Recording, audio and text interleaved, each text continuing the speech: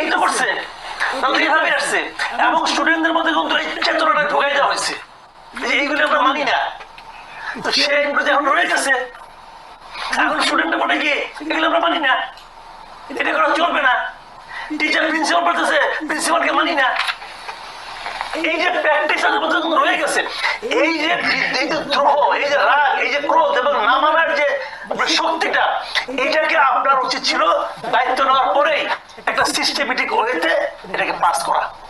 আপনি তো করেন নাই, আপনি তাদেরকে উন্মুক্ত ছেড়ে দিয়েছেন, তারা ওই প্র্যাকটিস এখনো করতেছে। কোথায় জানেন দেখলাম যে প্রিন্সিপাল তাদের বোঝানোর চেষ্টা করতেছে, বলে ভুয়া ভুয়া ভুয়া বলতেছে। আপনি ভাবতে পারেন একটা, আপনি যখন স্টুডেন্ট ছিলেন এক সময়, আপনি প্রিন্সিপাল আপনার সামনে বলতেছে আপনি ভুয়া বলবেন, আপনি ভাবতে পারেন?